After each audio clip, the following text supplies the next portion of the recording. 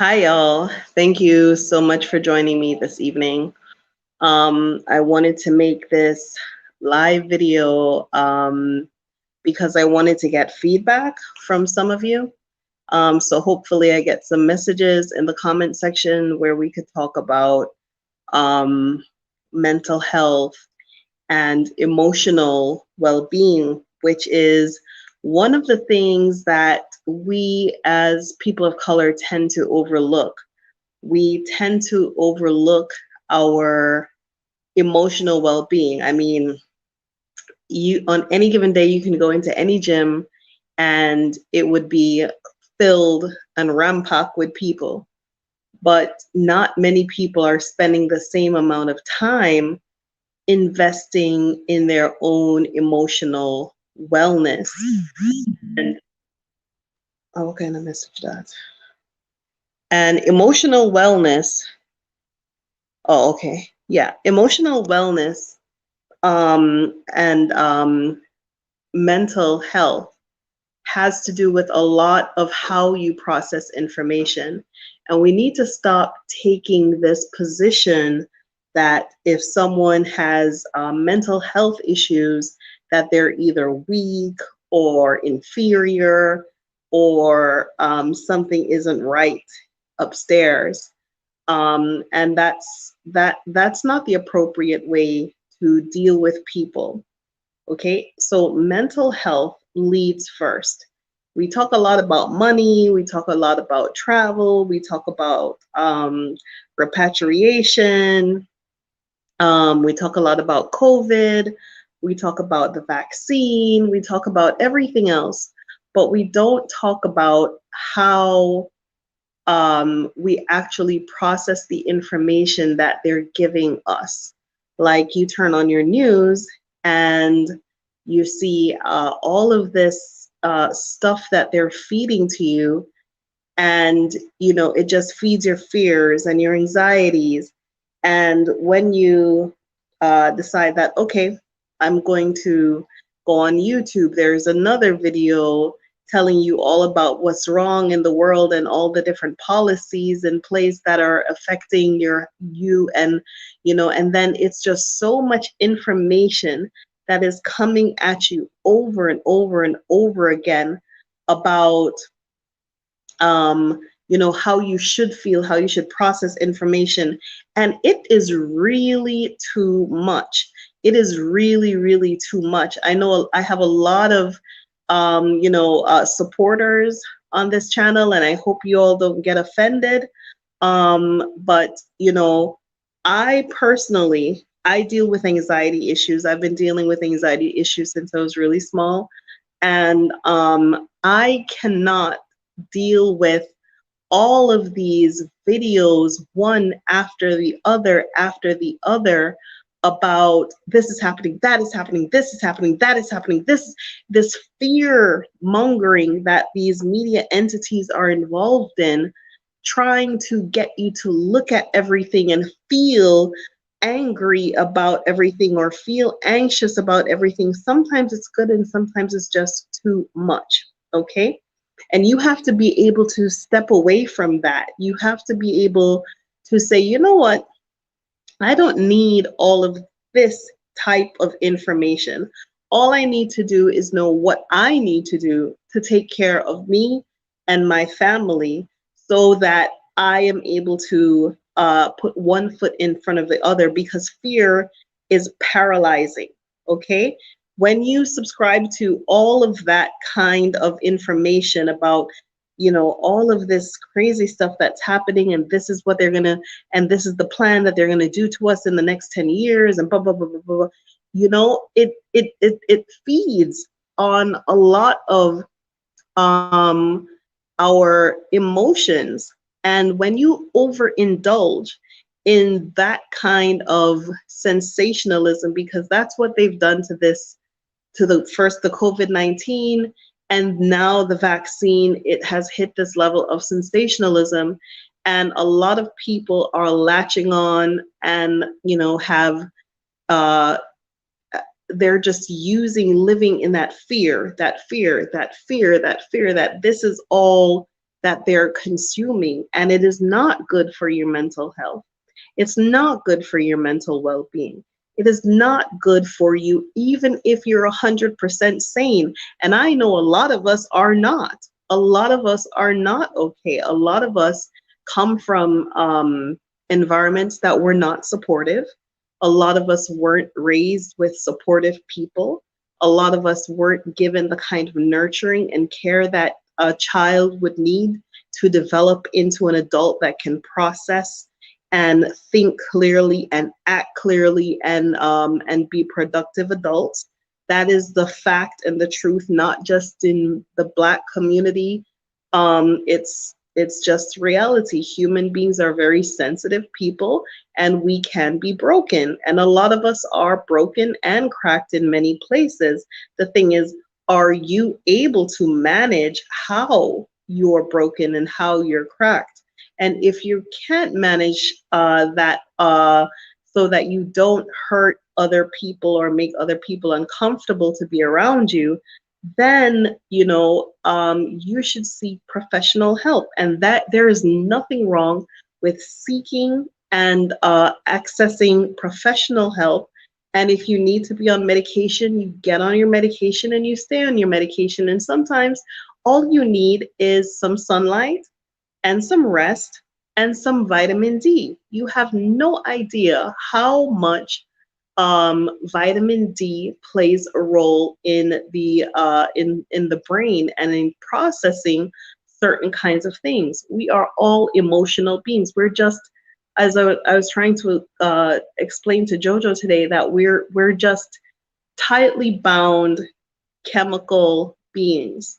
Okay, the brain sends chemicals all over the body and tells it what to do, when to do it, how to regulate all of these different kinds of hormones that you have running through your bodies that makes you able to blink, that makes your hair grow, that makes you be able to think positive and act, and act positive and be funny and all of those things. And if you're consistently bombarding your brain with the same kind of information, guess what? Your brain becomes addicted to receiving that kind of information. And so you're continuously in the cycle of perpetuating the same kind of emotion over and over and over again. So you have to be careful. Mental health is first. Even if you're staying in America, you need to think about your mental health. You need to think about your mental well-being. You need to think about, how do you feel? How do things make you feel? And if it doesn't make you feel good or powerful that you can actually change a situation, you need to figure out how to get to that place that makes you feel powerful and makes you feel in charge, that you can change the situation that you're in. Okay? As what I said before, if you don't like it, change it. Okay? If you don't like where you live, move. You are not a tree. You don't have to stay anywhere, and you don't have to stay one place and put up with the kind of abuse that the culture in the West puts us through as Black people. Okay? And it does play that culture, that sick culture of consistent racism over and over and over again, that rules and governs every aspect of your living. It does play a role in mental health. It does play a role in who you can trust, who you feel like you can trust, or who do you feel like you want to be around. Okay? Because the society shapes your mind in such a way that you are unable to trust, you're unable to think kindly. You can't determine if what is genuine and what is not, because you've never seen it. Because the way how the society is designed to take advantage of you, to abuse you in every way, shape, or form, whether that is out at the workplace or in the home or in with your children, with the judicial system, whatever it is, the society is designed to take advantage of you and manipulate you. And so you have these patterns of thinking, these patterns of thoughts that are not easily broken. And when you come to Africa and you still have those patterns of thinking and patterns of thoughts when you get here, you are going to now start behaving in a way that is not conducive to the new environment that you're in, because you have not broken those patterns of thoughts from there. You have not said, no, this is not um, this is not good, or this is not bad. In America, if you are it's very easy to get by being a horrible person, because the culture is just designed that way. It is. It certainly is. Nobody wants to, if someone is too nice, we hear men complain all the time that women don't want nice guys. If someone is too nice, we look at like, what's wrong with him? Okay. If a woman is too pretty and single, oh, nobody must not want her. Something must be wrong there. We have these patterns of thinkings and these ideas in our head about other people and other human beings, that when we come here and we start to interact and intermingle with other people, we don't even realize how flawed and how broken we are. And you're not going to, no one is going to come up to you and tell you, well, that's not the African way. But you will learn when you observe how people are kind, how people are warm, how people are willing to share, how people are looking to support each other. You will see these things in effect, and you're going to have to find a way to process that in a positive way. And how are you going to do that? It starts by one thing. It starts by trust. Now, a lot of people who have repatriated, unfortunately, a lot of people are running away instead of running to Africa. A lot of people are running away from America, away from Great Britain, away from all of that's there, instead of running to Africa. They're not looking at the selling points of Africa. They're not looking at the selling points of the African culture, the economy, the opportunities, the people, the lifestyle, the love, the environment, the culture, the food, all the other stuff. Okay, they're in their mind, they are running away off the plantation, running from the vaccine, running from COVID-19, running from all of this other stuff, and they have not done enough research on what they're running to. Okay, and if you go back on this same channel, go all the way back to the first video when I was in Qatar, I said specifically, I am not running from America, I am running to Africa. I am coming here because I know what's here, and it has to be better than there, but I can't spend all of my energy thinking about back there. I can't spend all of my time thinking about what they done to us and what they're doing to us. That is not where we need to be in our emotional well-being and in our emotional place right now.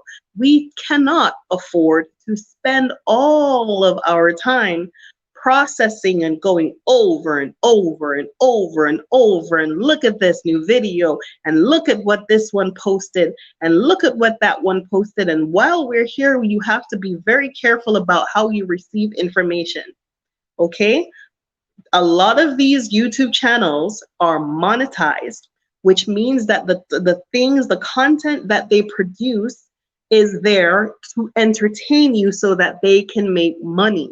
So be careful of these people who are putting things on YouTube with a monetized channel so that they can make a living by bringing you fear, by feeding you sensationalism and feeding you all of this hyper consumption and all of that stuff.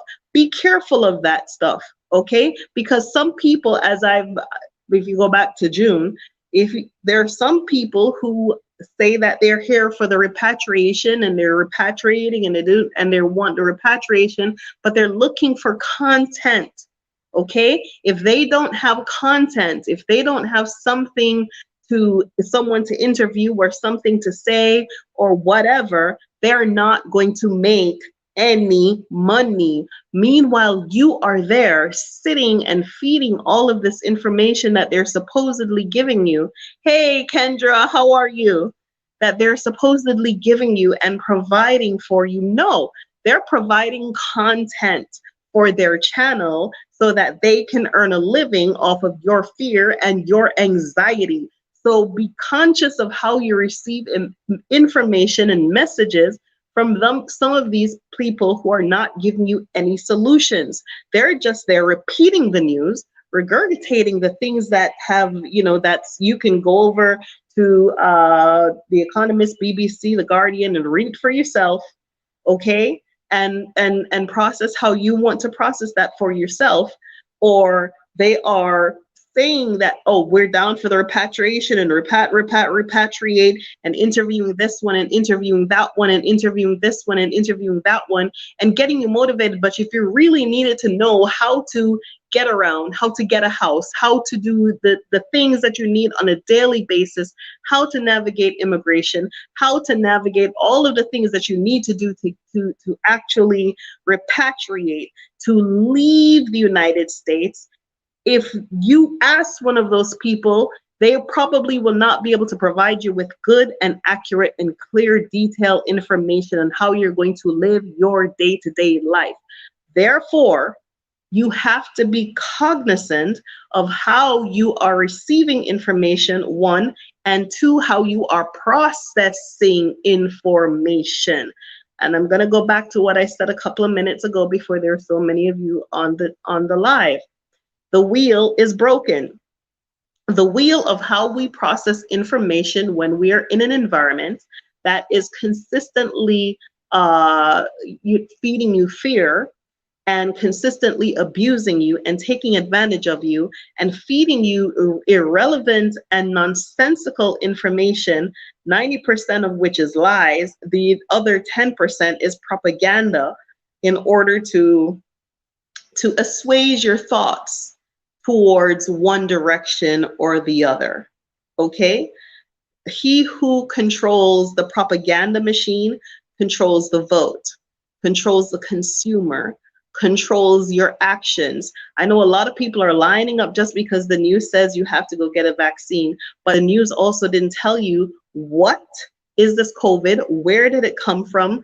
Also, does the vaccine protect you from each and every strain there is? No, the news is giving you partial information and not enough for you to make a good conscious decision that you would go and put something that you don't know in your body.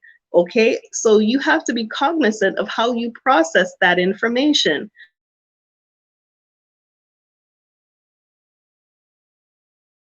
That you do not process information in a very good way. What you need to do is seek out and obtain professional help. There is nothing wrong with that. There is nothing wrong with finding a counselor, a therapist, someone to speak to, reading some books, having some kind of closure for the issues that you're dealing with. Maybe you come from a past that you're ashamed of, or you are always protective, overprotective of yourself.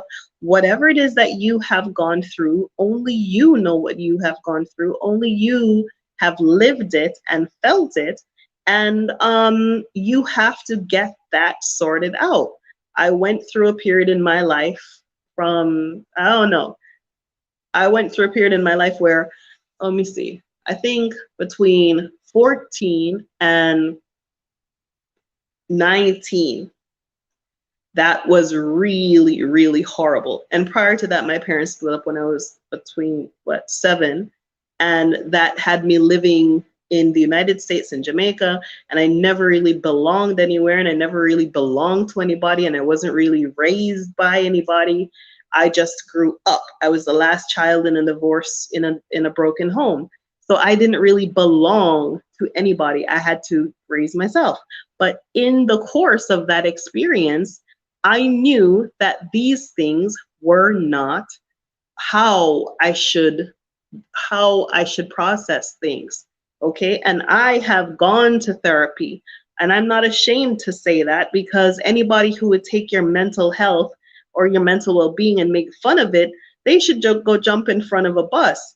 Because just like how your physical health is important, you go to the gym, you go and you take care of yourself, you need to go somewhere, talk to someone who is trained and understand how the experiences that you have will shape your thinking. A lot of us are walking around with not just post-traumatic stress disorder, but severe post-traumatic stress disorder, where they have been broken to a point where they are living PTSD long term, that they cannot really process and get out of those things, right? So, you need to think about the things that you are going through or you have been through, and how are you there? Hi, Sunkiss. Yes, Kendra, big up. Yeah, how do you process information? So so when you look at something, you have to say to yourself, does this really make sense?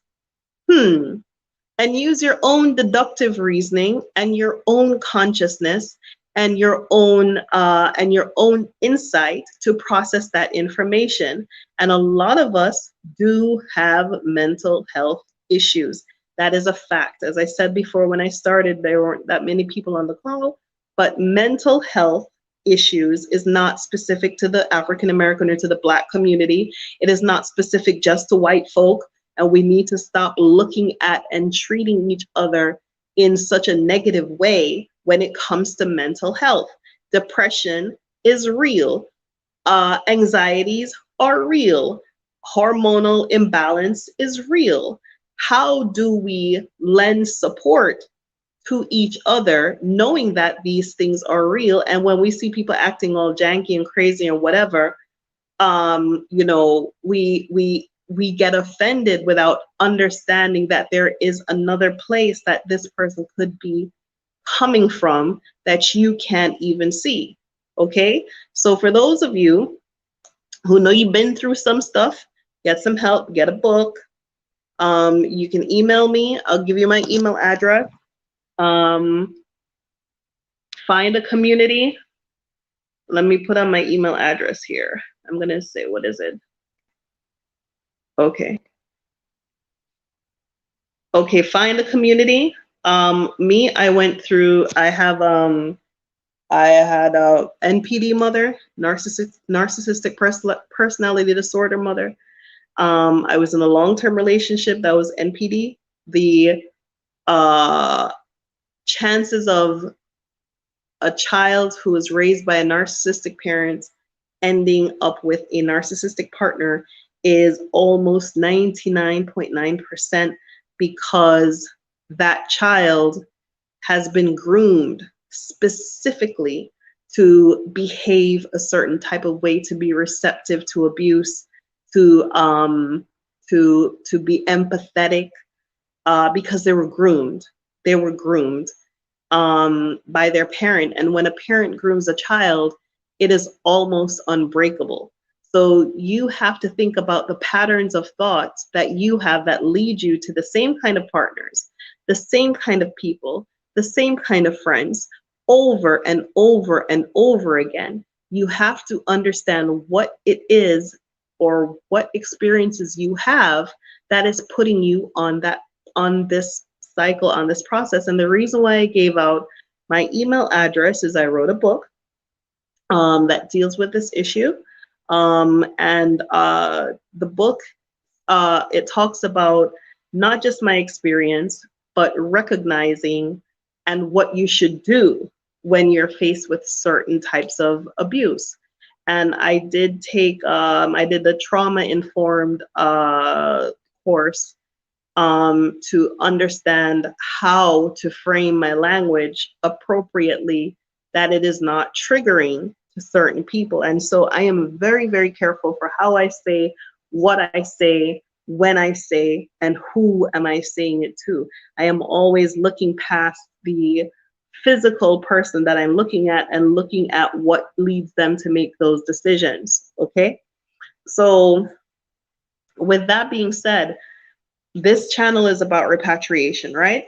It's about leaving the United States or wherever and coming to Africa. And like I said, I don't care where you go. You don't have to come up to be under me up here in Tanzania. You can go we have 53 beautiful countries on this continent. Find one, do some research, pick one, and go there, okay? But when you go there, wherever it is you land, you have to be mentally prepared, first mentally prepared for leaving that environment. Okay, becoming sensitive and recognizing what an abuse culture you live in. The language that is used to you, the music on the radio, the things that they show you on television, the video games that your children play, the way how the society is structured to undermine, negate, and dehumanize you. Look at all of these things, how the society is developed. Was it developed on the backs of abusing someone else? Are they looking to ameliorate their wrong? Are they looking to provide support for those in need? Are they looking for how do they heal the people that they have broken? And the answers are no, they're not. They are not. But how can they be a fair and balanced society if they even treat their veterans who go to war and fight for them like trash? And speaking of the veterans, yes, we have more people who have gone to war, seen some things, and come back broken, integrating into society, because all they care about is that you're physically strong. They don't give a damn if you're mentally well. And a lot of us have gone to some wars. We have been to war. We have been to war with our families. We have been to war in the workplace. We have been to war in the streets. We have been to war just living and breathing, getting up on a daily basis for a very, very long time. Sustained abuse, to the point that some of us even have Stockholm syndrome. No, stop. Massa ain't done me nothing wrong. I loves my massa. My massa treats me good. He gives me the scraps and the and all the little he gives me a flower bag to wear. Yeah, I'm okay. You know, when we're not necessarily living, we're just existing. And some of y'all are just subsisting. You think working for 10 hours a day, 10 to 12 hours a day, okay? Let's just count the commute. Let's count your commute to work as 1 hour going, 1 hour coming, okay? And you're in your workplace from 8 from whatever time to whatever time. You're paying your bills. You don't see you don't even get to sit and watch TV. You come home, you have no relationship to speak of with your family, with your wives, with your children. You have no interaction, meaningful interaction with friends.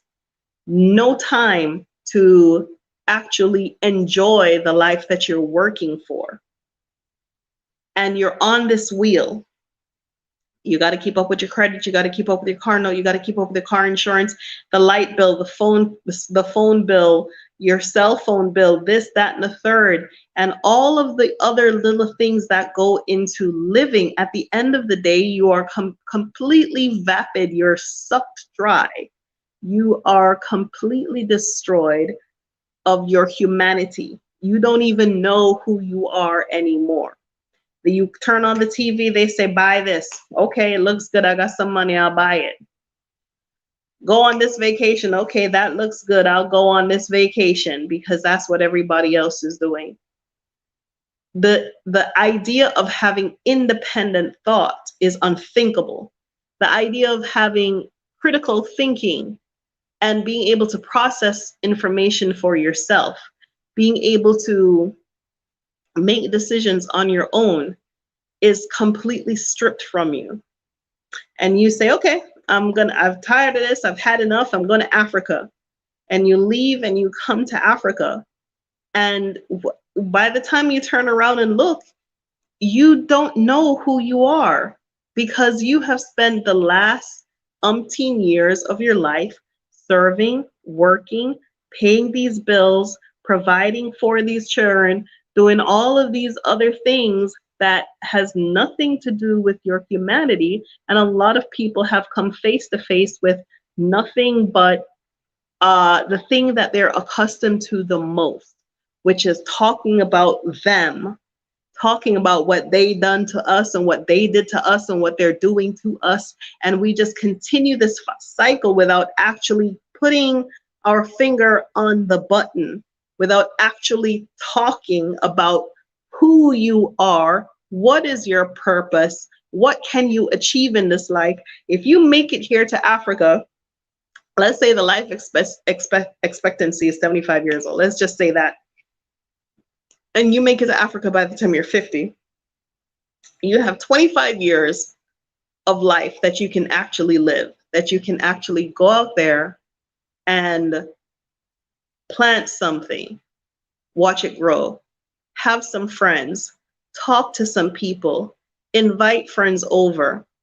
You know, you can actually think about the things that you want to do, your purpose, and why you are here and what is important and valuable to you. But not a lot of us are taking it to that level. And so you have to find a way to break those processes of thought. If you continue to think the same way when you get to Africa, if you're thinking the same way as you did in America, something is wrong. My people on Facebook haven't seen me for months.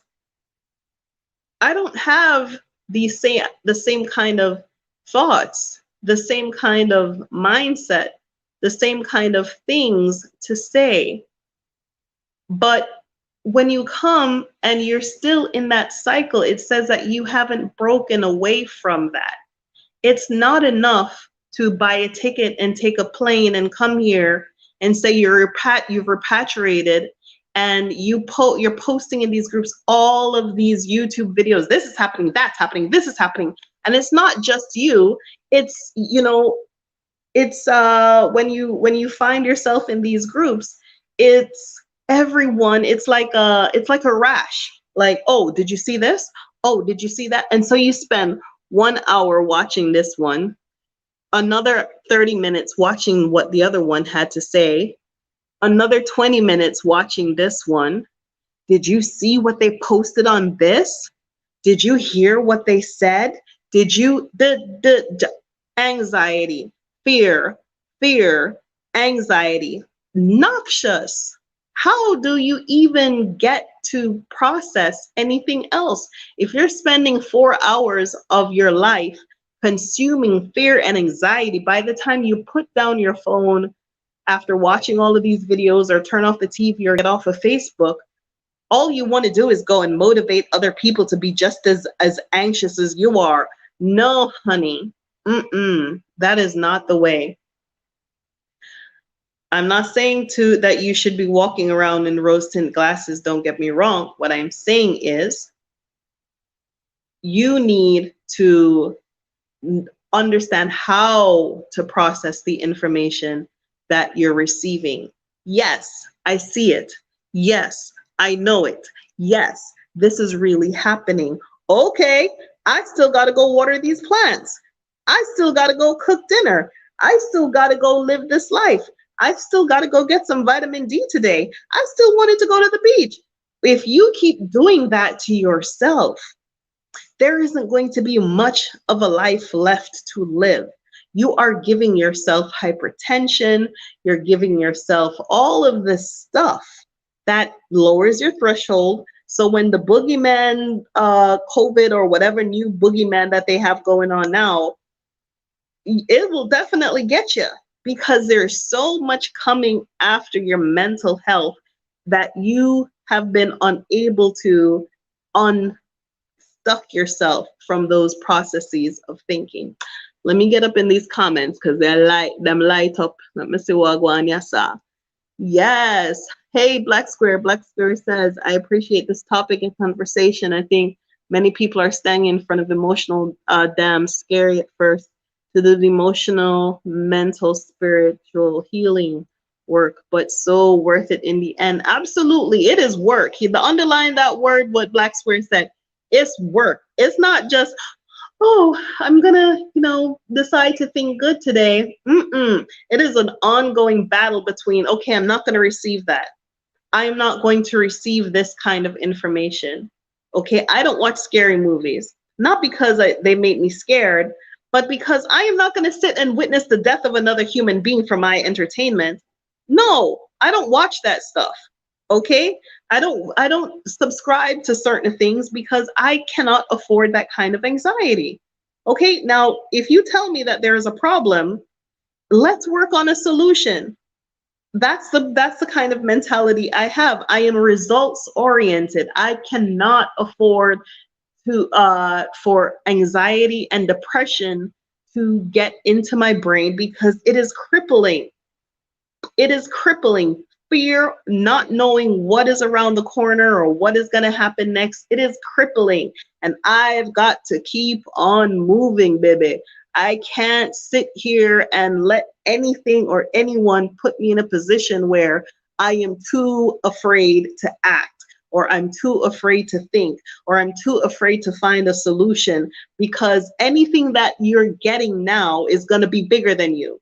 This is what everything that you could possibly think of is big. This vaccine coming, it's bigger. We do not have any kind of legislation or anything at this point in time. We don't have enough to fight these things. So you know what I do? I give it to God. I give it to the universe. I give it to the ancestors. I ain't got that kind of power. I'm just Renee. I'm trying to be somebody's mama. I'm trying to have a decent life. I'm trying to do the right thing. I'm trying to help other folk. I should also worry about stopping the I can't stop it. Let God deal with that. And you have to learn that too. There are certain things you simply cannot deal with.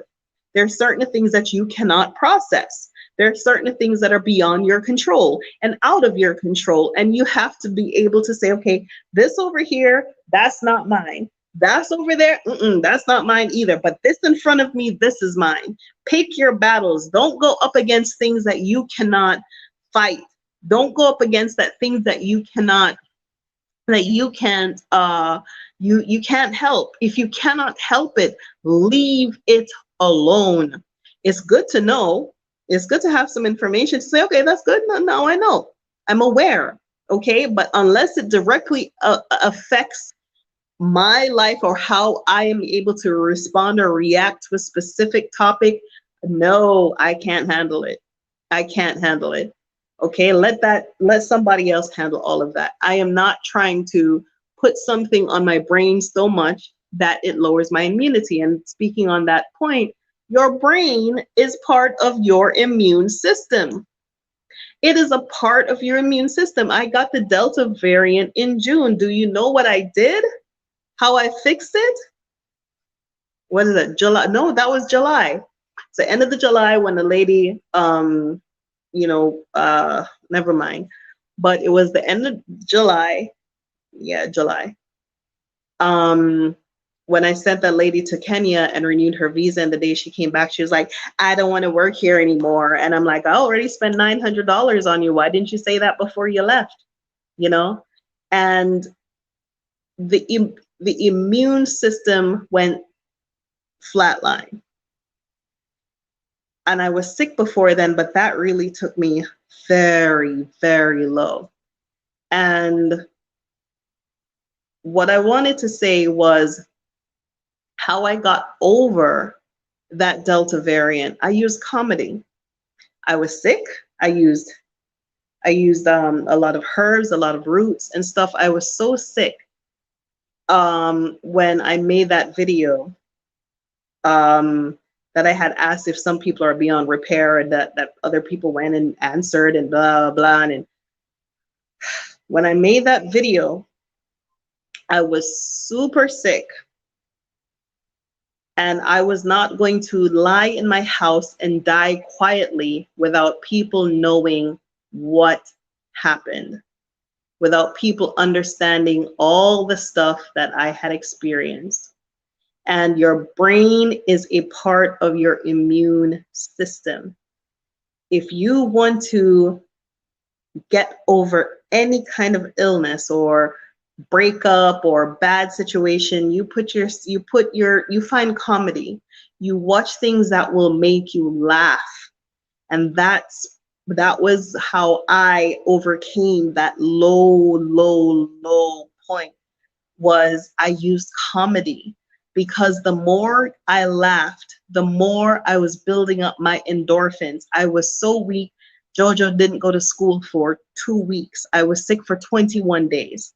I was so weak. I couldn't call anyone because I didn't want anyone to get what I had. But there was no food. There was nothing here. Jackson would come and bring coconut, and that was all I could have. And I used comedy, just to consistently laugh and laugh and laugh and laugh and laugh and laugh. And that's what I used against the serotonin that was in my brain that was competing for ground.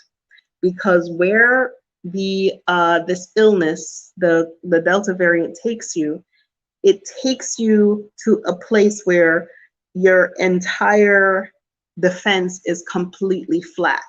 You have no defense whatsoever. So you have to be very careful about what you put inside your mind, because your brain is an intricate part of the immune system. Not only does the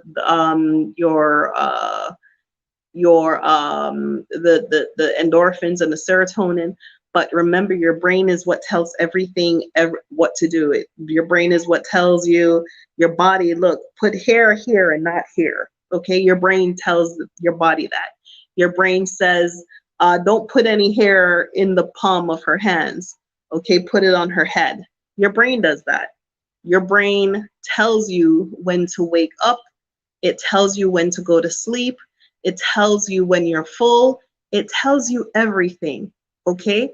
And if you keep telling your brain, oh, they're trying to get us. Oh, look at this now. Oh my gosh. Over and over and over and over and over and over again, every single day, you're not doing yourself any favors, because guess what? Having that kind of information also leads you to your not just your anxiety, not just your depression, but it leads you to a place of helplessness. And when most people are helpless, they become super defensive. And then when people are defensive, they're easily angered and easily triggered. Therefore, you should not consume things that do not put you in a position that makes you feel empowered. Like I said, think of the takeaway.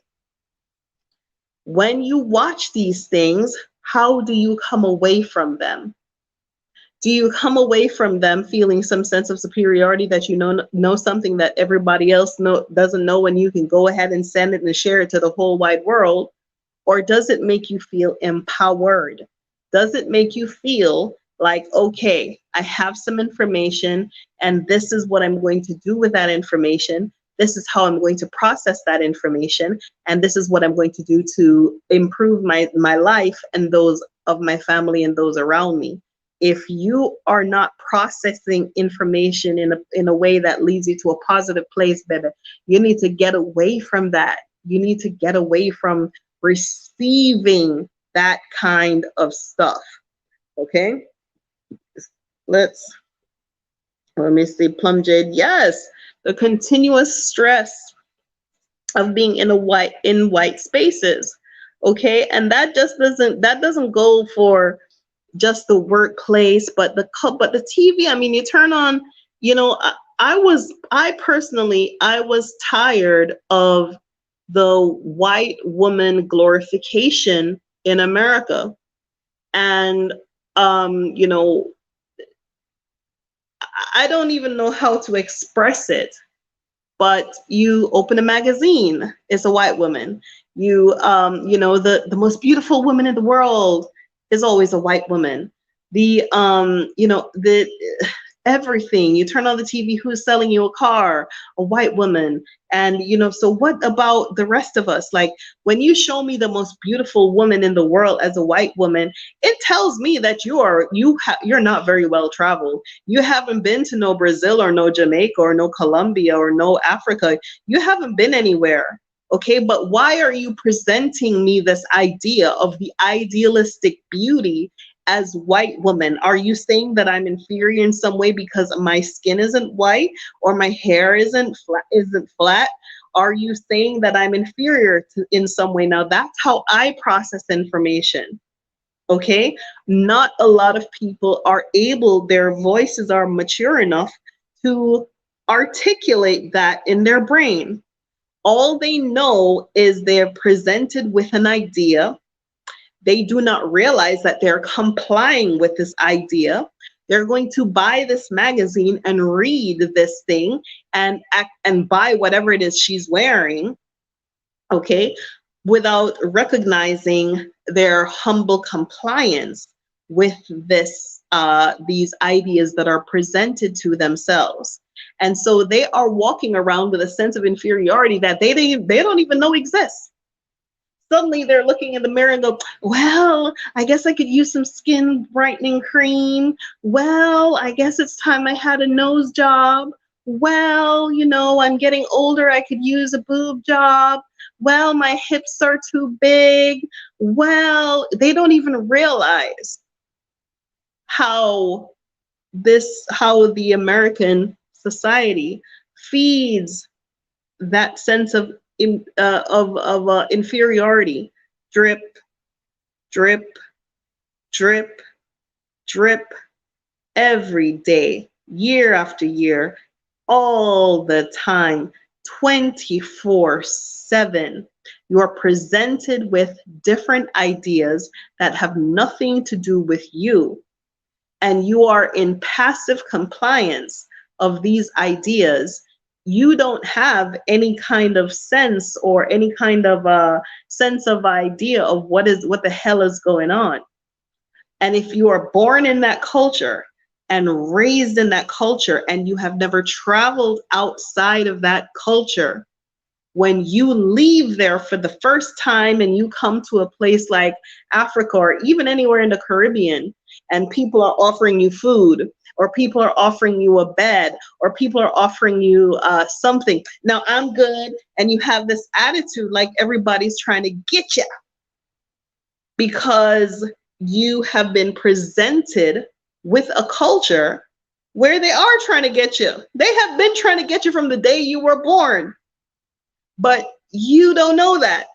And when you come here and you see things and you're like, well, who should I believe? What do I do? Blah, blah, blah, blah, blah. You know, that's one thing. And the other spectrum of that is the people who have lived with abuse for so long that they have become the abuser. Let us not pretend that we are all nice and hunky-dory and everything is fine and we're all empathetic and everything is wonderful. There are people who are walking around as white people in black skin because that is what they were groomed for. They were groomed for this kill or be killed.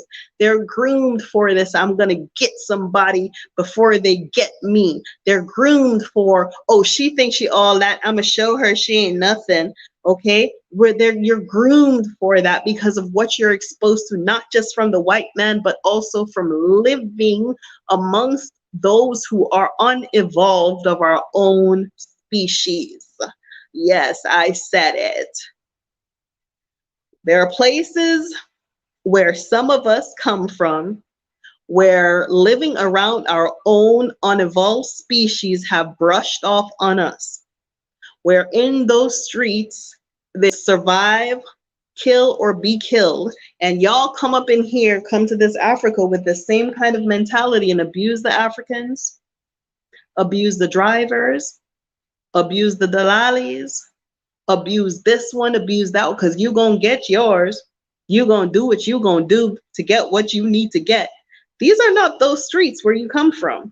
These streets will beat you, literally. Okay? These streets do not play. So don't come here with the adaptation of that abuse culture. You need to understand that where you're coming from and where you're going are two different places. You must find a way to detoxify your thought process on how you think, what you think, and how you come to the same conclusions of things. Okay? One of my things that I want to trademark, maybe so I heard it somewhere, I don't know. But what a man thinks is not as important as how he thinks. Okay? What a person thinks is not dangerous to me. How you think, no, that's something completely different. That means I can't untrain you. If you're telling me that the moon mission was fake, and that's what you think, and I could probably come up with some science and say, well, based on this and this and this and this and this, you're either right or wrong. So, I can change your mind. I can sway you with an argument. But if your way of thinking continuously puts you on the same path of action and behaviors, that is completely dangerous, because you cannot change that process. No one can change that process. That process, only that person can change that process, and they might not want to. If a person is stubborn and cantankerous, it is a mental flaw. It is not necessarily a what they think, it's a how they think. Okay? So you have to be cognizant of your own thoughts, of how your thoughts lead you to make the decisions that you make. And you have to have the long-term vision to determine if this is actually how you want to go through life, whether you want to stay in America or whether you want to come to Africa. You are going to have to find a way to process those thoughts. Detoxification is very important. A part of detoxification is going to a therapist. I think it is important to seek out mental support if you're thinking of making a major move and you have never been outside of the country, you have never been anywhere that is outside of your country, outside of your state or whatever. If you have never been anywhere, you must go and talk to someone and say, hey, I'm thinking of making a major move in my life. I'm worried about this, I'm worried about that, and blah, blah, blah. Go and talk to someone about that. Renee, I'm not a therapist. I don't pretend to be one, and I'm not going to give out any kind of therapeutic advice. I'm going to talk, I'm going to listen, but I'm not a therapist. Okay? Seek support. Seek support, because some people will come here and have triggers. Some people will come here and have triggers positively, and some people will have triggers negatively. Okay? And you have to think about, how am I going to survive in an environment if I don't have my family, I don't have my sister, I don't have people around me to talk to all the time, I don't have that, you can always pick up the phone and call someone, but if you don't have the people around you that you're accustomed to, you are not going to be able to process things the right way. Okay, let's see. Yep. Plum J also says the isolation is crippling without realizing its negative effects. Africa is home and cannot wait to come home. Yes, Jewel Sky, Africa is home. Africa is home. do come home. But as I said, it's not a walk in the park. It's not easy. Okay. I know a lot of us put these phones in our faces and we talk and it sounds like it's easy. It's just a breeze. It is not. I've been saying this for about a year now. Nothing that you see here is easy. Okay. I know you can look at the phone and say, well, Renee seems to be doing fine. And things, things seem to be easy. It is not. Okay, let me not lie to you. Yes, Jules Kai says she watches company to Fitzroy said the ideal love specimen. Yes, and watch comedy. Yeah, man, de-stress and thing. Fitzroy, you stay there, me see, Yeah, yes. And this is so multifaceted. Shay says people are so toxic. You're right. People are running away with the devil on their backs. Um, this is what I'm going to say is the toxicity is the environment. That's a part of it. Okay. If you're going to say, well, you know, I'm living in this culture that I don't like, that doesn't support me, that doesn't support my views, and I'm going to go and live in another culture. You have to think about what exactly is it that who you would be if you weren't in that culture. Who could you be if you weren't in that culture? Who would you become if you didn't have those kinds of influences in that culture? How would you be able to be a more successful version of yourself if you weren't in that culture? And then when you leave there, do that. Okay? But you cannot leave there and come here and make the same excuses. And for years, you have been telling yourself the same thing over and over. I can't, I can't, I can't, I won't, I can't, I don't. You tell yourself those things, and then when you leave there, you find all the reasons why not to. Okay? I don't know how you're going to do it, but you're going to have to find a different way to shift in gear. For me personally, Renee, I did not leave the United States, pack up my bags, pack my suitcases, buy my plane ticket, and travel all these miles and take a connecting flight and come and struggle here and do this and do that. I didn't do all of that so I could come and face more abuse. I'm not the one. I didn't do all of that so I can come here and deal with more toxicity. I'm not going to do it. I'm not going to do it. Whether it's from African people or Jamaican people or American people, I am simply not going to do it. I close my door, I stay in my house, and I once it starts to go south, I'm out. I'm not going to deal with it. I do not have the ability to threshold. I have lived my whole entire life in an abuse culture. I come out of an abusive family. I have been in abusive relationships. I am not going to come all the way to Africa and take no kind of abuse from anyone. You hit me, I hit back hard. Okay? I do not play games. I do not allow anybody to use me as their foot rag. I won't do it. I'm not going to do it. That's not why I came to Africa. Okay? And so this is why you don't really find me everywhere and see me everywhere, because I have to take care of myself and my own mental well-being. A lot of people, when they see me, they go, oh, I need this, I need that. What do you think about this? What do you think about that? Blah, blah, blah, blah, blah, blah, blah, blah, blah, blah, blah, blah, blah. Nobody, I have nobody to ask me what I need. No one is asking me what I need. No one is asking me how they can help me genuinely. No one is asking without, me, of course, doing something for them. So I have to take care of me and myself and how I process my things. But no, baby, I am not going to come all this way. And then also on top of that, on top of that, take more abuse. No. And, people are going to interpret that and turn it around and blah, blah, blah. But we come from an abuse culture. Okay? Abuse culture, whether that's Jamaica or Mexico or whatever.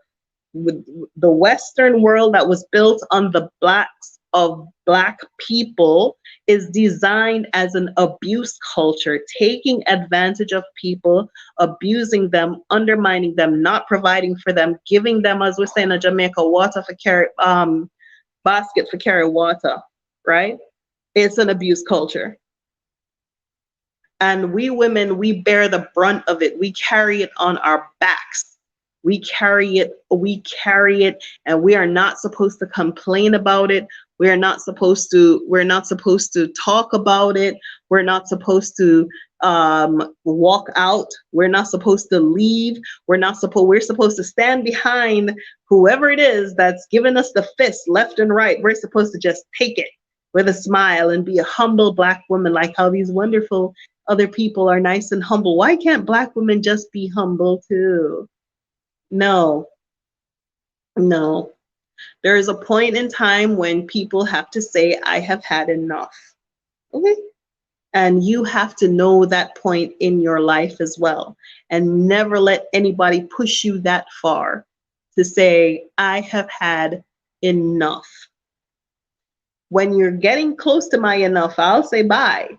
But you're not going to push me to the point where I cannot be kind to the next human being I meet. No. Let me see. PT Serenade, going into deep waters again. Yes, I have to go into these deep waters because we don't have enough forums for, we don't have enough outlets. We don't have enough forums. We don't have enough spaces. We don't have enough safe spaces that we can talk about our issues and talk about the things that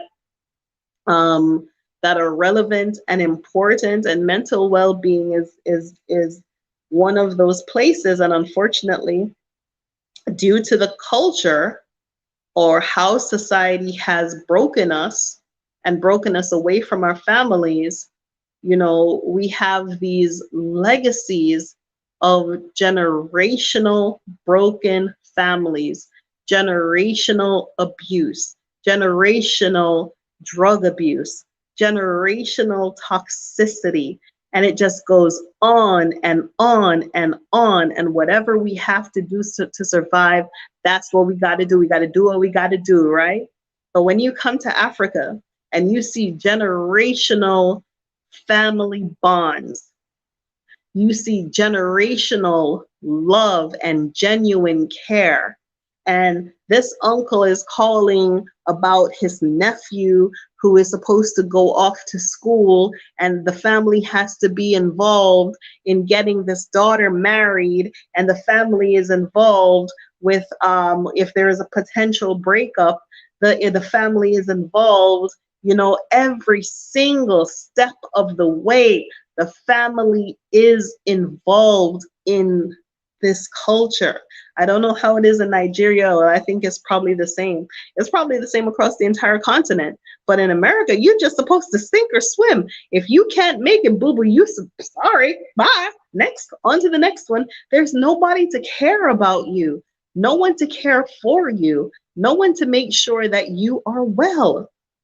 Okay?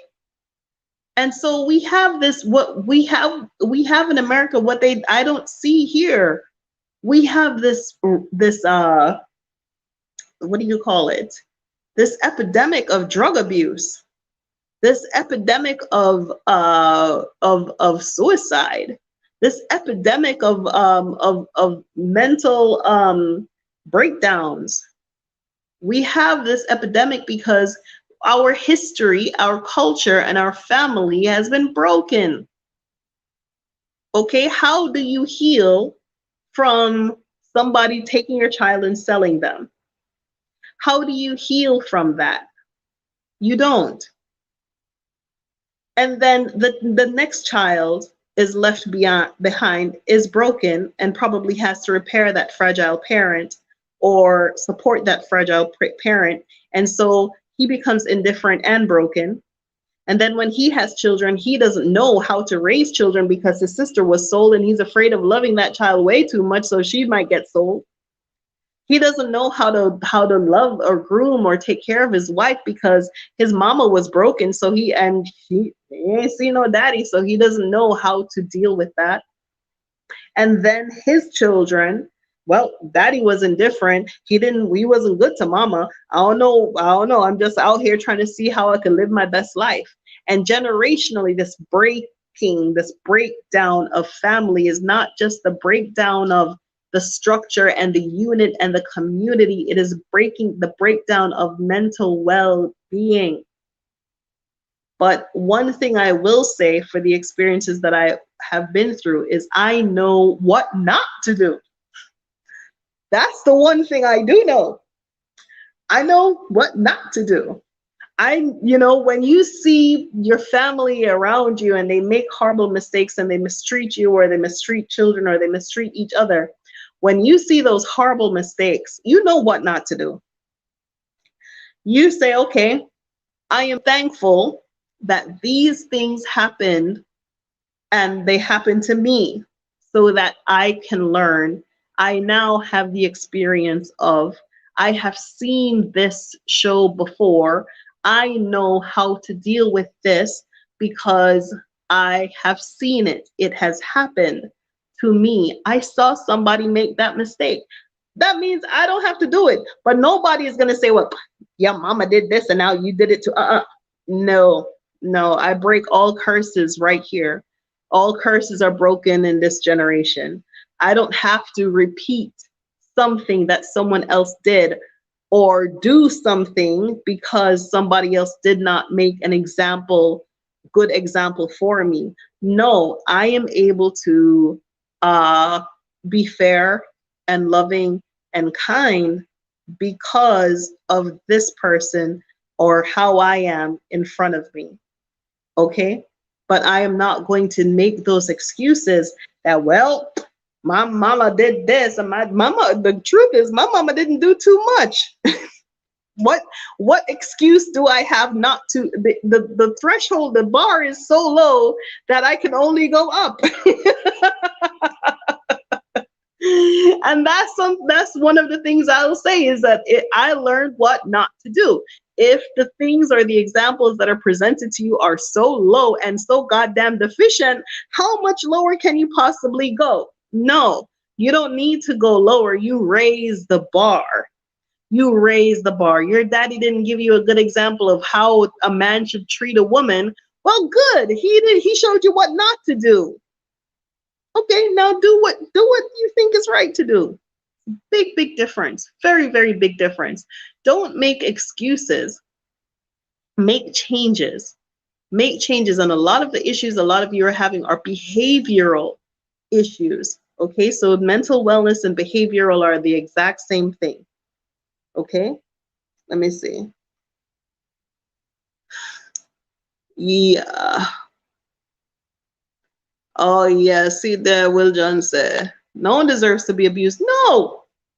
And unfortunately, when you're Black in the Western world, I mean, some of these people on their headstone when they die, they need to put cause of death on birth certificate, on your death certificate. They need to put cause of death Black. Okay, because before COVID came along, the cause of death in America for Black people were hypertension. Okay, Black women were the ones who were dying of heart disease. We were dying of a broken heart. Black women were dying of a broken heart in America. That was our #1 killer, a broken heart. So heart disease was one.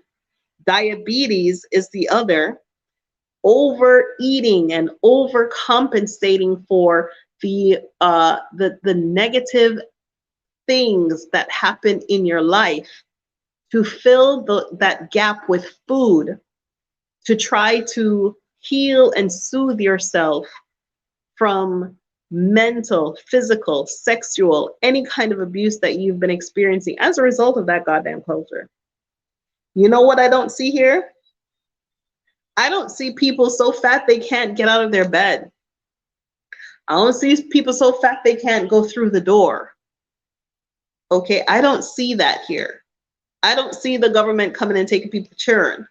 I don't see drug abuse. I don't see people walking, the streets asking for money to go buy drugs. I'm not saying it's not here. I'm saying I haven't seen it. Okay? But in America, you don't have to go looking for it. It's right there. It's right there. So the abuse culture is one thing, leaving the abuse culture is the other, and healing yourself, seeking help, understand how you process information is something completely different. Your entire life is going to be changed. Okay, you can shift your geographical location, but if you are not also processing what you're experiencing, what you have experienced, and what you're about to experience, you're not going to have a good time.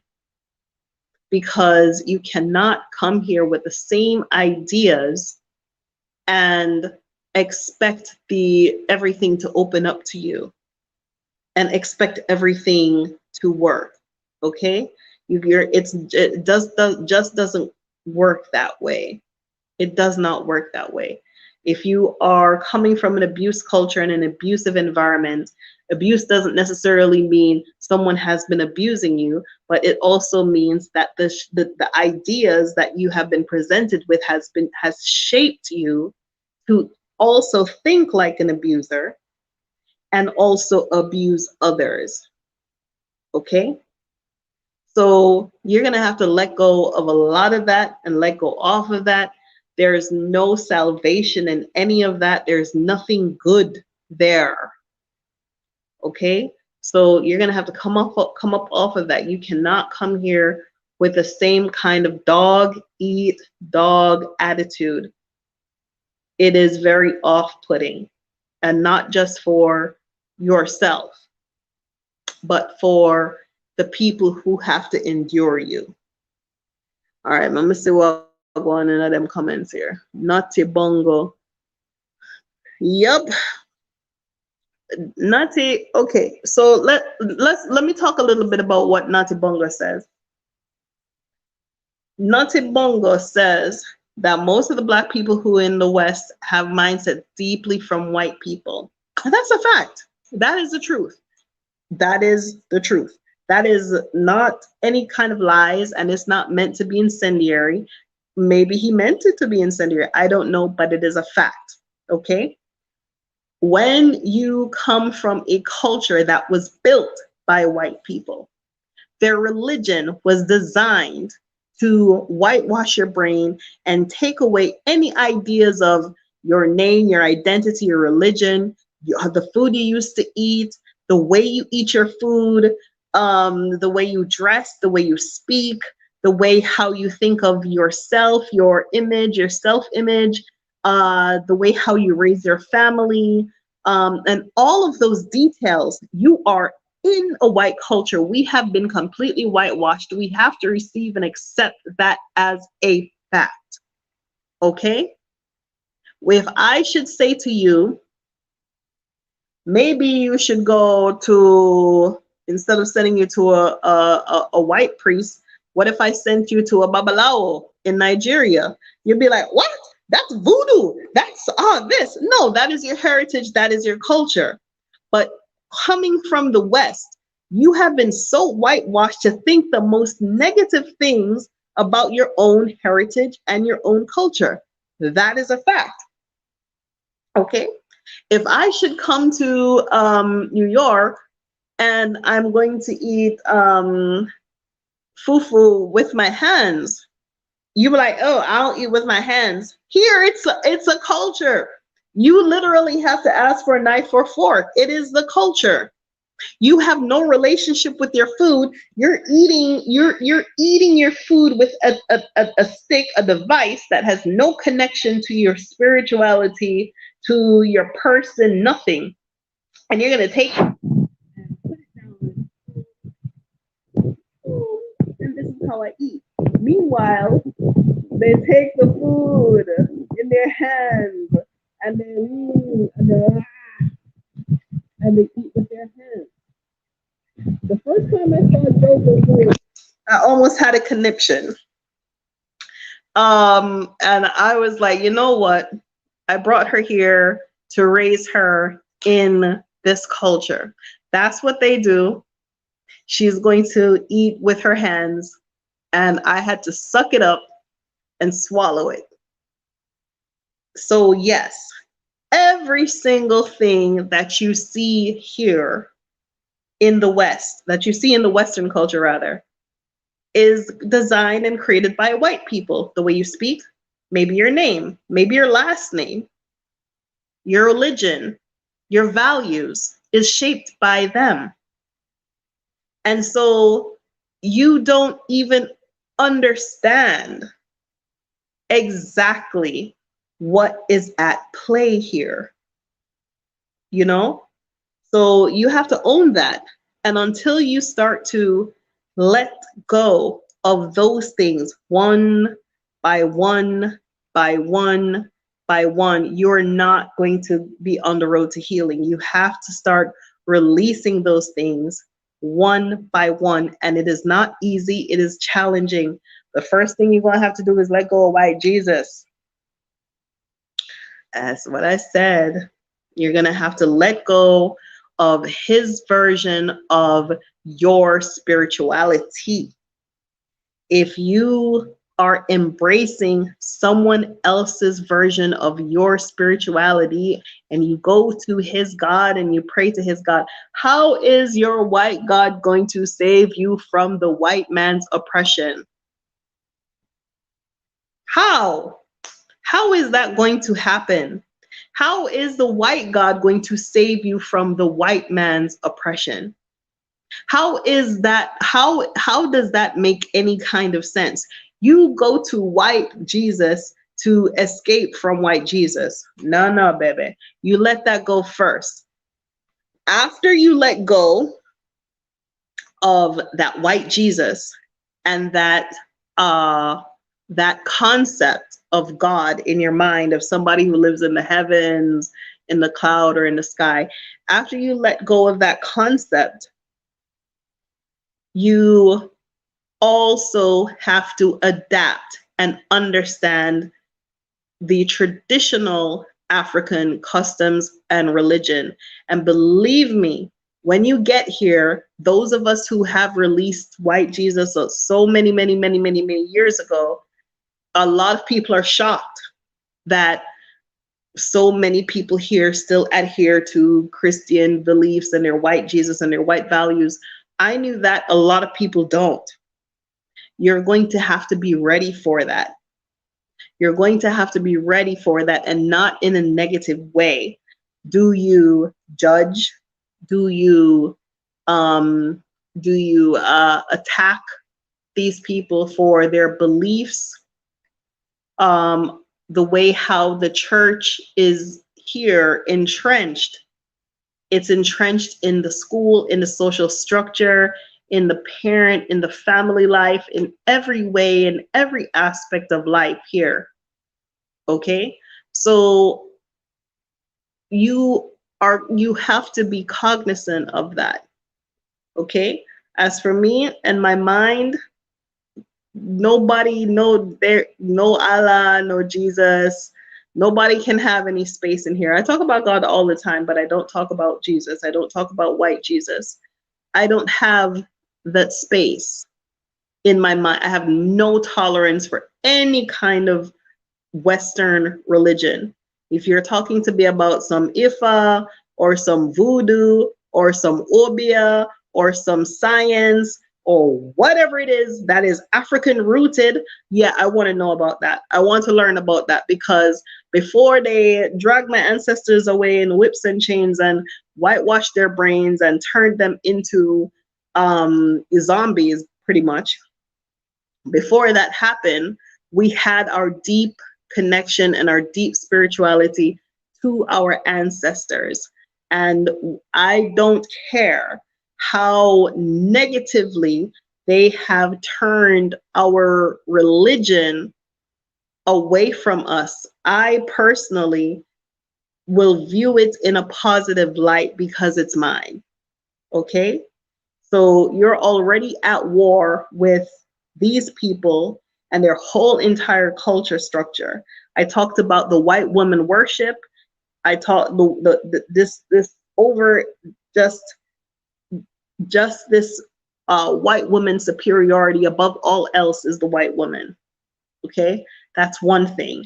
And then above all other gods is white Jesus. So here you have this paternal whiteness and maternal whiteness for all of us to look up to. No, no, that is not the structure of thought that I would want to entertain, is how I would process my emotional and mental well-being.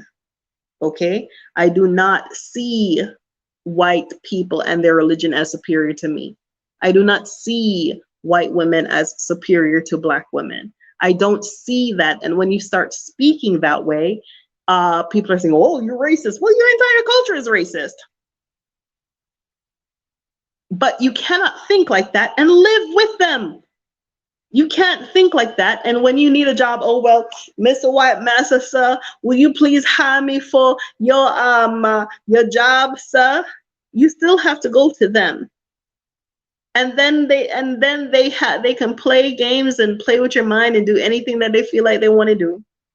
You still have to go to them to get a loan for your house. You still have to go to them to get a loan for your car. You still have to go to them to get just about anything you need because you put your money in their banks. You still need to go to them. I didn't want to go to them anymore. It was not good for me in my mind, because the way I think, I didn't just arrive at these thoughts, as you can tell. I didn't just become like this. I've always thought like this. But imagine living in that culture with these thoughts. It does not make for a happy person. It doesn't make for a spiritually well person. Okay? I'm to know what else. So yes, we have a white people mindset. That is a fact. But we can detox from that. Yep. Yeah, when I know a lot of things we don't know. Right. So Naughty Bongo says there are African Americans who don't want to be called Africans. They want to be called just Americans. There are some people who have that thought. They're entitled to have those thoughts and those ideas. I personally do not see the differentiation between, I shouldn't say the differentiation, but even when you go to a job in America, when you go to apply for a job, are you Native American? Are you Caucasian, white, non-Black? Are you Hispanic, non-Black? Or are you African American, Black? It doesn't say non-white. There's African American, Black. Okay?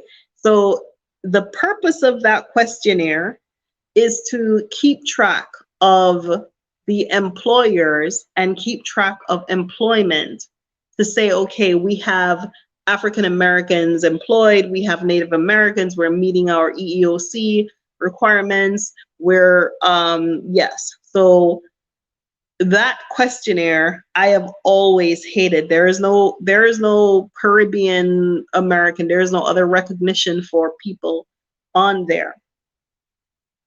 But the very fact that EEOC document exists tells you something. It tells you that at one point, or maybe in the very recent points in America's history, that employees were not hiring Black people. Okay?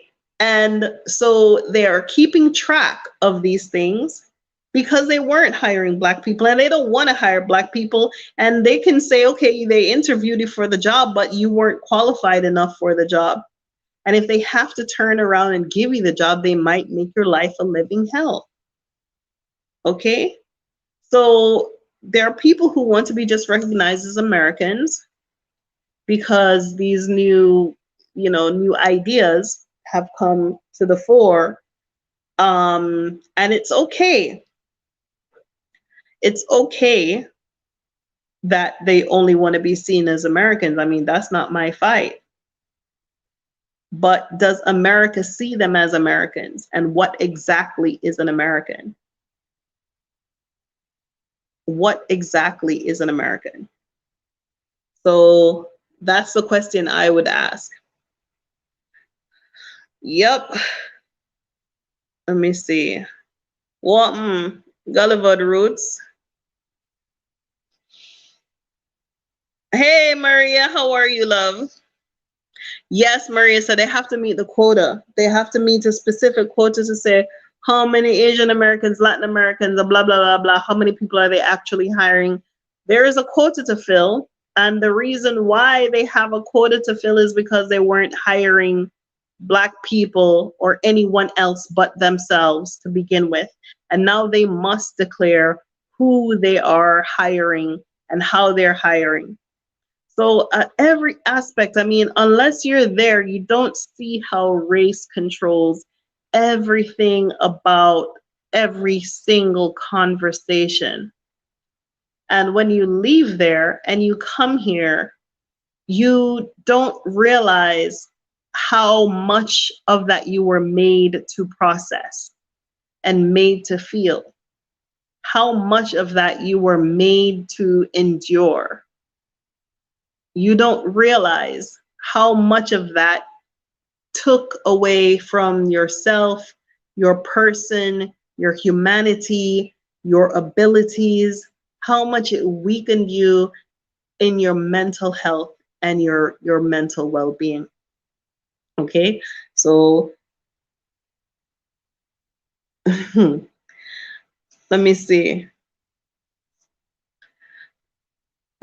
Joe's guy says in the UK, yeah.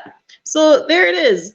In the UK, it's worse. It will be Black African, Black Caribbean, Black British, Black Somali, Black Missouri, Black other.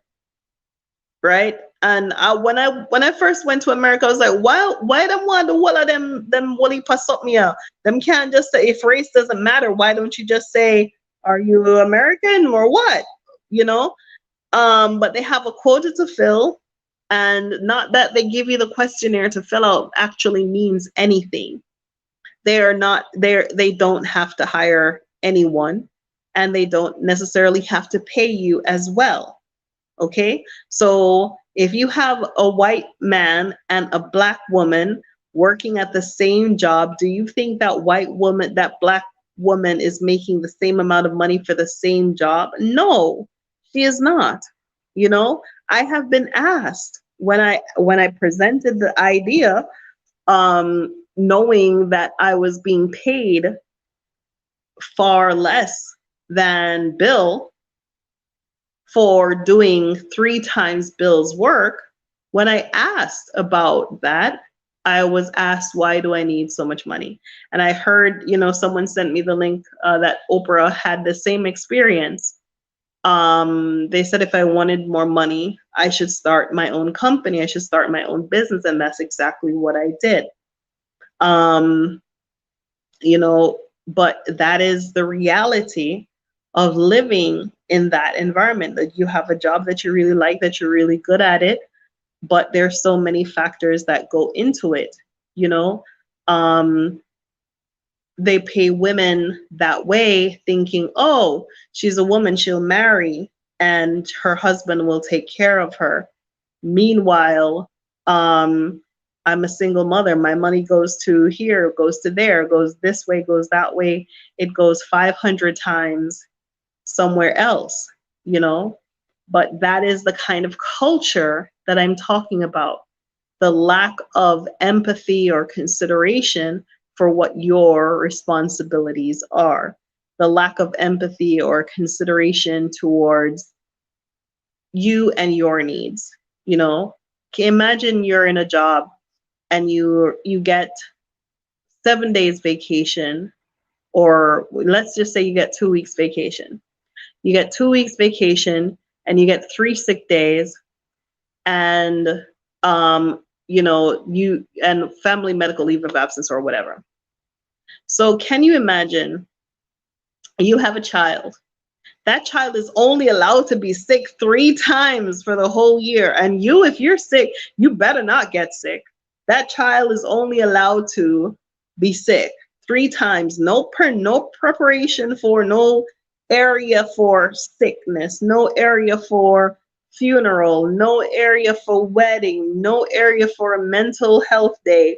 None of those things are provided for.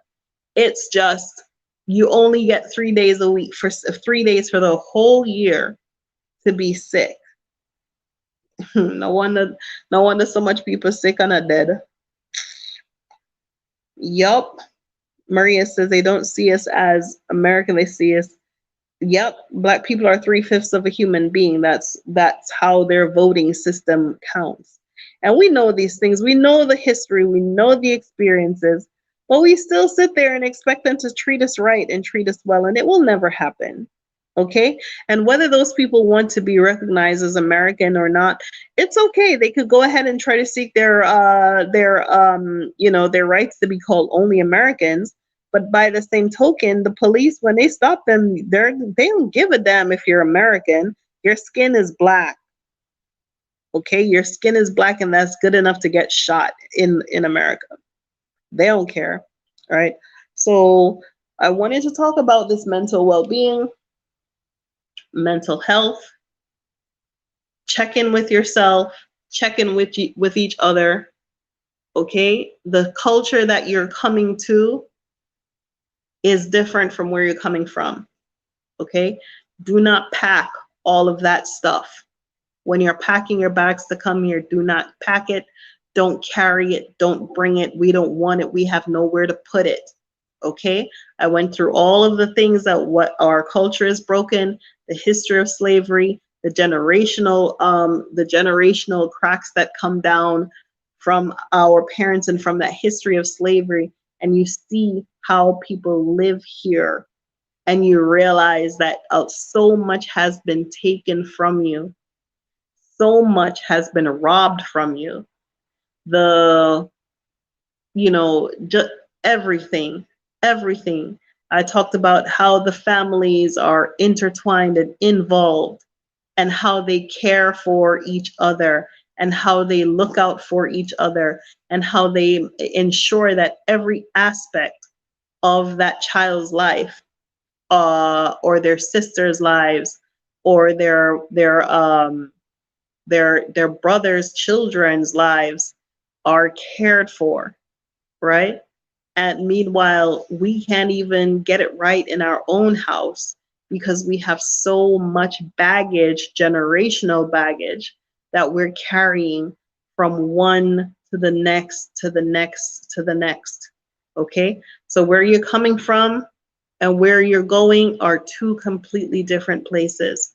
The people here are more loving, they're more kind, they're more empathetic. I mean, come with your P's and Q's about you, so that you're able to discern right from wrong, or what feels right or what feels wrong, so that you're able to have, good and sound judgment, right? Oh, hold it. This is 11:30 here. Sorry.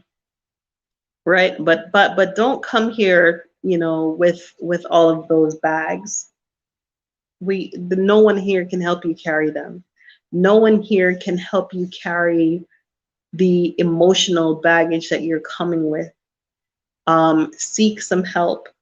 Seek out a counselor, a therapist. I know you can do these things by apps now, where you can talk to someone somewhere, where you can get someone to help you to right your ship, right? But, this is what I want you to take away from what I'm about to say. What I'm going to say is, this is your life, okay? This is you. But your life touches so many other people. Your existence matters. It is important. It is valuable, or you wouldn't be here. Okay? You've been through a lot of stuff, and it's you who decide how much more stuff you're going to go through and how much more you're not going to go through. Okay?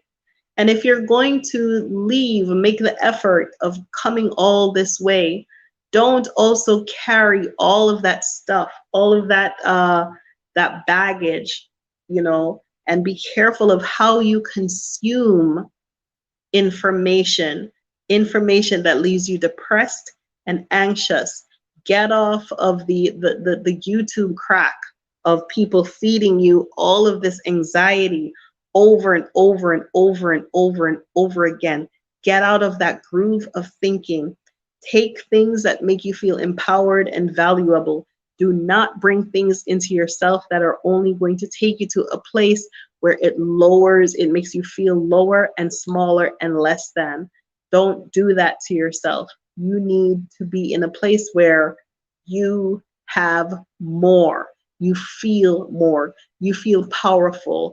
You feel like you can contribute positively to what is happening around you, right? You don't necessarily have to have it all together, but you should know well enough when you don't. Okay? That's part of the thing about mental well-being, is you know when you're okay and you know when you're not. And if you know you don't feel good, or this doesn't make you feel good, you have to learn how to manage and control. Some people need drugs. There's nothing wrong with that. When I say drugs, I don't mean drugs off the street. I mean going to a therapist, getting a prescription. Maybe you need something to help you with your chemical imbalance or whatever it is.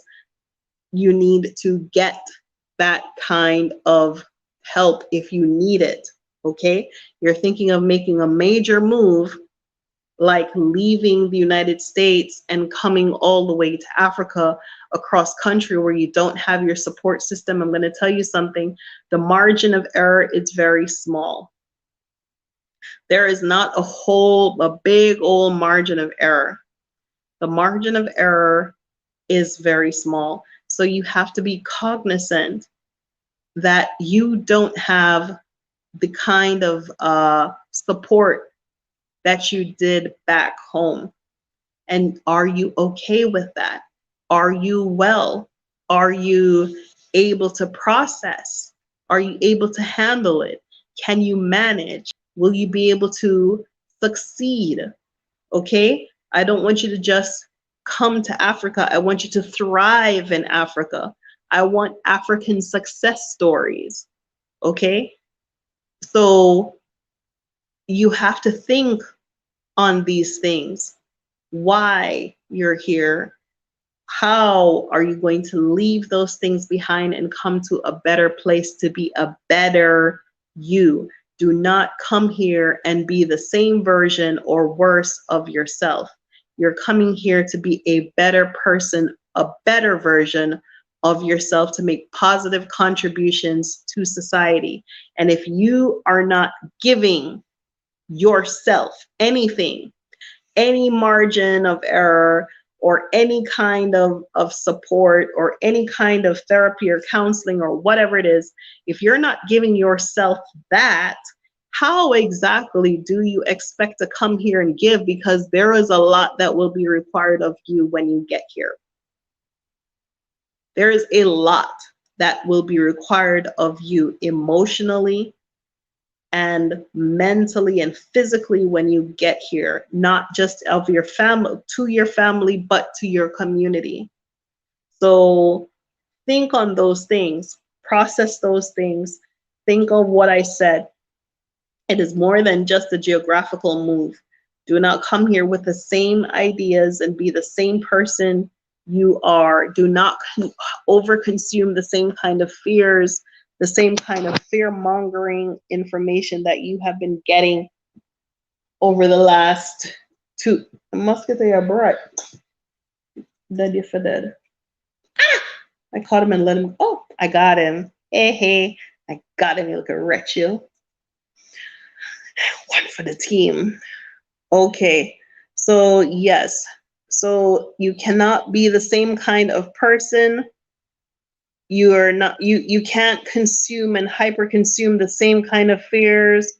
You're not going to be able to process all the good that is happening here if you still have that kind of those kinds of ideas in your mind.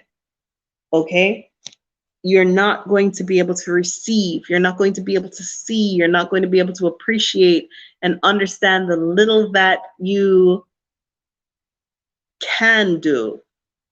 You're not going to get any of this if you don't take the time to look at yourself and look at the culture that you're in and look at how you can process yourself out of that situation. It is not just packing your bags and packing your stuff. You need to be processing out of America. It is not good. And if there are any kind of therapists or mental, behavioral specialists or people like that who would like to connect with me, who have some information, who have some knowledge, and especially if you're of the Black persuasion and for the African persuasion, you know exactly what I'm talking about. Connect with me. My email address is here. So that, let me see. Yeah, Chantal, yes. Yes. Yes. Why put color in someone's nationality? So Chantal says she has to live a better life in the continent of Africa. Of course. It's much better for you to be around your own people. Much better for you to be around your own people who look like you, think like you, share your own values and your culture. It's definitely better for you. Much, much better than trying to fit into an impossible culture that has nothing to do with you, nothing to do with your identity, nothing to do with your person and the values and the things that are important and to you. Why would anybody want to live around that? How could you live around that? So listen, I'm gonna take care of myself.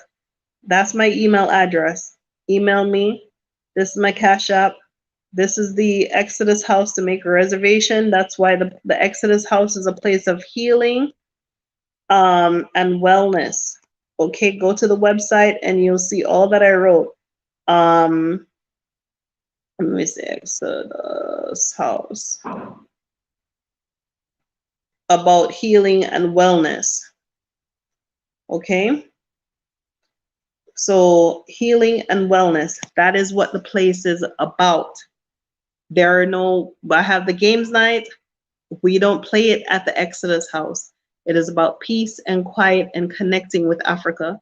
We have these green spaces and these beautiful gardens so that people can have healing and space to connect with Africa. We're fortunate enough to be right on the beach. You can go and take a walk on the beach, make yourself comfortable, and we have enough people around you to help you to get to what you need to do and go where you need to go, right? So that's why it's a space of healing and wellness. Go and look at the website and look at the words that I wrote last year. I did not just come up with this because I understand the mental issues that we go through. And when you're packing to move and get here, you can't catch your breath. You don't even know what you're going through. You're just trying to get out of there. You're just trying to pack your stuff and get the hell up on out, buy a plane ticket, get on a plane and land and da da da. And you don't get the time to check yourself. You don't get the time to think. You don't get the time to process all that you have been through and look at where you're going to. Because we're not running, oh, thank you for a Cash App. Like I said, y'all need to stop running away and run to. Don't be running away from America or Canada or England, because if you're running away, guess what? A runaway person doesn't get time to process. A runaway person is just trying to get off that plantation. A running to person is someone who has processed, I know I don't want this for myself anymore. I want better. There is a better life out for me out there in Africa. There is better because I have something to contribute, and I know this environment will be better for me because this, and this. Stop running away from America. Run to Africa. It's a completely different mindset. If you are running away from your problems, you don't have time to process them. And guess what? When you come, you're not healed. If you're a running away person, you don't even know something is wrong, much less healing. I is free. But you come with the same kind of drama has followed you here. Why? Because you're the same person. You're not free. You have just brought the same kind of toxicity along with you. And now you are creating an environment of abuse. You're perpetrating the same thing that you're running away from. Okay? So think on those things. Those of you who are fortunate enough to have made it here, think about the things that you have gone through and process those things properly, appropriately. Deal with them well. Think of how you are treating and speaking to other people. Where do those ideas come from? How is it that what you're thinking, what you've been through affects what you're thinking? Could that be because of how you think? Possibly.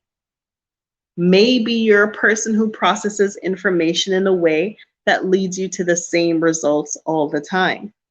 When you come here and you see the life here, you're not going to be the same person. Yes, Maria, for true. Keep the mental mindset. Keep it where it is, right? Keep it where it is. We don't need it. We don't want it. We can't process it. We have nothing to do with it. Okay? Exodus House, make your reservations. I'm going to make another video tomorrow maybe about the Starline certificate. I realized I made that video when I had like 5. Oh, I've got another one. Not true? When we had like 500 subscribers and now we have 4,000 something. Okay? The Starline certificate is a way of people that you can actually save. So you don't have to have all of the money at once. There are gift certificates. You can buy them for yourself, or you can send them to other people to buy them for you. So the next time a white person tells you to go back to Africa, you send them a Starline certificate, right? So let me just put that website in here. Because a lot of people don't know that it exists, that you don't have to have all the money at once for your reservation. What you do is you go to Starline sale and you go to the Starline certificate tab. And even on the Exodus website, it says save for repatriation or something at the top. So you can make incremental payments towards your reservation. You can't do that at none of these other hotels, and you can't do that for your plane ticket, you know. So you can always do that for the Exodus House.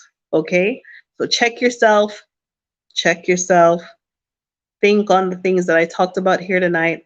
Watch this again. I'm not a therapist. Seek a therapist. Seek the advice of a therapist. Stop feeding yourself all of the negative and anxiety producing information. If you cannot fix it immediately, it is not valuable to you. If it is not something that says your house is burning, go put out the fire, it's not valuable to you. You still need to have a life. You still need to live. Do not hyper consume and over consume all of the stuff that they're giving you. Oh, this is going to happen next. That's going to happen next. This is going to happen next. How does that help you? It doesn't heal you. It doesn't support you. It doesn't give you the energy to keep going. It's one thing to watch one video and now you know and then move on with your life, but just over and over and over, y'all need to cut it out. Okay. All right. So before this person had asked for the PayPal. All right. Before I go, let me put the PayPal in here for those of you who would like to, let's see, who would like to contribute for the PayPal. And you can go on the website as well at the Exodus House. If you go to the Exodus House website and you scroll down to the bottom page, you'll see the PayPal donate button link and also the Cash App information. So I don't have to keep typing it all here. You have my email address. You should have my email address in case you have any questions.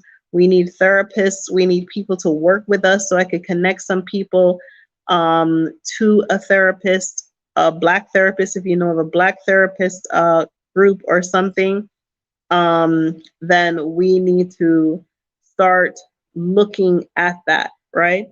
And unfortunately, the toxicity in people,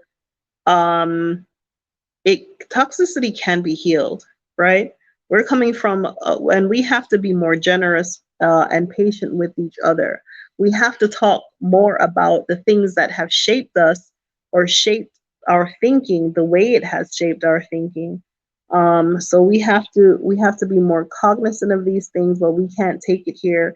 And it's one thing to say, don't bring it to Africa. It's another thing to tell people how not to bring it to Africa. It's what, how do you not bring that stuff to Africa? How do you de-stress and unpack that stuff? Okay, so pay attention to yourself and how you think, what you think, and process yourself properly. Okay, so this is my email address, exodusafrica1@gmail.com. Okay, it is 6 minutes to midnight, and as y'all can tell, I'm a little bit sleepy. So I'm going to go. Thank you so much for watching. If you have any questions, you can always email me. Let me know. Email me if any of you are interested in the book that I wrote about long-term narcissistic abuse. From the website I'll send to you, you'll see, you'll be able to follow me on Quora. I am not on Quora. I haven't been there in ages, but I have answered hundreds of questions on Quora concerning surviving narcissistic abuse as a child of a narcissistic parent. And that's really, really, really, really, really deep stuff to deal with. Okay. If you need help, seek a therapist. I have no shame about it, and no one should make anybody feel ashamed about mental health. The thing about mental health is not like your physical health where you can say, okay, well, I've been eating too much pizza and too many burgers, and that's how I got fat. Okay. But when it comes to mental health, this is the environment, the people, the things that have shaped your thinking, your behaviors, your thoughts, and who is to be blamed for that? It's not the person. It's, no one is to be blamed. Well, I mean, unless you're going to blame, hundreds and thousands of people who have mishandled you from childhood all the way to an adult. But you have to be understanding of what you've been through and how you're going to process what you've been through so you can be a better you for you first, and then everybody else. Okay? All right, let me see. I know. Oh, you're very welcome, Jules Sky. Thank you, Maria. All right, y'all. Good night. Thank you so much for watching. Bye-bye.